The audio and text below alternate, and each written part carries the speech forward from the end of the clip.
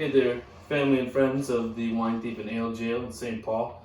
My name is Joel Nelson from the Wine Company. I work with the lovely people over St. Clair every week, and in this time of quarantine, while my kids are taking a nap, I thought it would be perfect time to showcase one of my favorite cocktails using beautiful seasonally appropriate gin, Ginraw from Barcelona, Spain.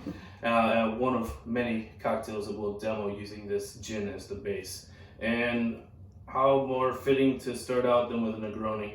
Why? Because bartenders love Negronis, and we all have all of our restaurant friends and my customers and family members, everybody's affected by the sharp drop in hospitality jobs.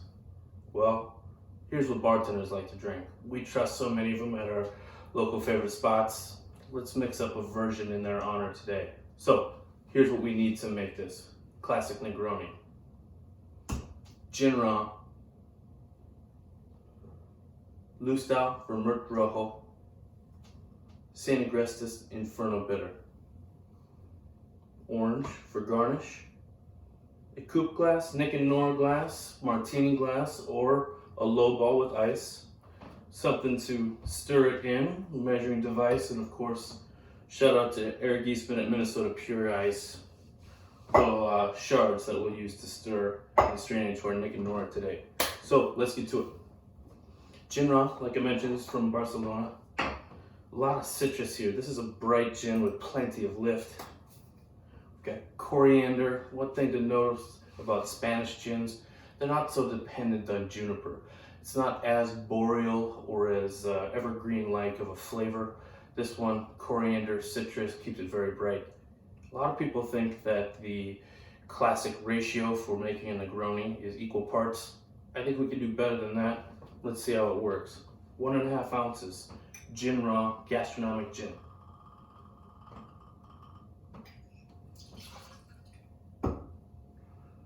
Three-quarters of an ounce Lustau Vermut Rojo. This is from down near the Strait of Gibraltar, actually the Sherry Triangle. In fact, Lustau is probably known to be one of the best sherry producers in the world. This vermouth, rather than being a fortified and aromatized wine, this is a fortified and aromatized sherry. So sherry naturally sees plenty of oxygen throughout its maturation process. Thus, something we're worried about in vermouth purchase for the home bar is, shoot, I'm gonna buy this 750 milliliter bottle. How fast is it gonna go bad? I might not use it all that swiftly. That's why this vermouth is ideal, because of its longevity, that it lasts in the fridge. Make a couple runs of drinks a few times throughout a month and a half. This is not based on simply a wine, but an already oxidized wine. Thus, it's got a lot more holding power. And then let's finish up with 0.75 ounces of Agrestis Inferno bitters. Inferno is their aperitivo style red bitter, using gentian root among other proprietary secrets as their primary bittering agent. This is actually colored not with red dye nor beetles or anything like that, but from a hibiscus leaf tincture. So it's beautiful, kind of vibrant magenta and a little bit of a amber reddish hue as it plays out in the cocktail. So that's it. 1.5, 0.75, 0.75. Let's add some of our Minnesota Pure Ice and mix. One thing I would like to impress upon you is that with these spirit-proof cocktails, especially those like this, they've got a little bitter edge from this aperitivo here. You're gonna wanna have plenty of dilution. Sorry, this is a bit loud. So stirring, 30 seconds, 45 seconds, definitely making sure the temperature comes down and enough dilution to unlock all those beautiful aromatics and flavor. I can actually smell this beautifully right now.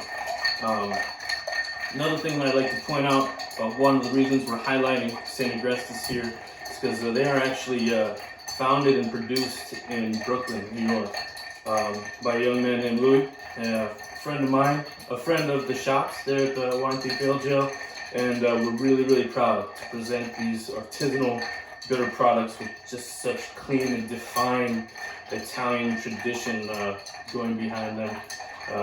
Just can't be happier to put this in my glass today. Let's call that good. So then just what we need is a strainer of sorts. Take our Nick and Nora glass.